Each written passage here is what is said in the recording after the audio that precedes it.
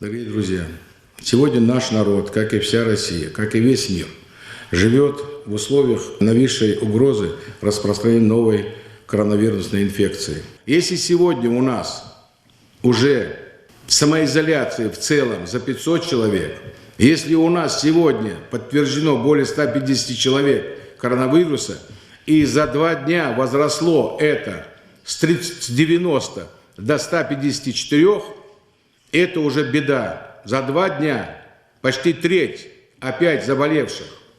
И единственное, что спасает от этого, это спасает самоизоляция. Это спасает дистанцию держать, при необходимости только. И себя ограждать от этого. Если есть какая-то либо ситуация, даже простуда легкая, необходимо сразу обращаться к участковому врачу, в скорую помощь. Вы должны это понимать, это уже не шутки. В этих непростых условиях, спасая здоровье и жизнь людей, напряженно трудятся наши врачи, медсестры и весь персонал медицинского учреждения, которым я выражаю искреннюю благодарность. Слов признательности заслуживают волонтеры, студенты и, самое главное, простые инициативные граждане. А тем людям, которые в разных сетях высказывают мнение, подтвердите нам это, мы знаем это, не знаем. Я хотел бы им сказать одну вещь. Вы понимаете, что это вирус, который еще назван только. Вакцины против него нет. И наша страна, и весь мир старается выработать эту вакцину.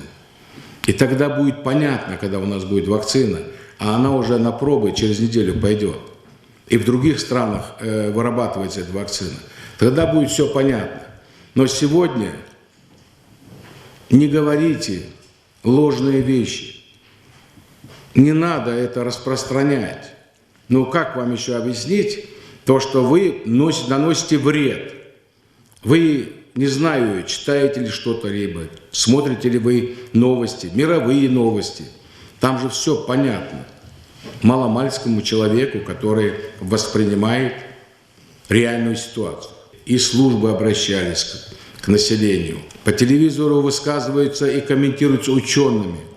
Но придите, самый пик сейчас у нас. Для нас каждая жертва – это огромная утрата. Поэтому призываю всех жителей республики с пониманием отнестись к установленным ограничениям, строго исполнять рекомендации, оставаться дома. Думаю и полагаюсь на ваше благоразумие, и наоборот, помощь ваша будет в том, что вы, если будете изолировать себя, беречь себя, родных, близких, особенно наших старших, дедушек, бабушек наших, матерей наших, друзей наших, да и детей наших. Дала муч амалор долгой.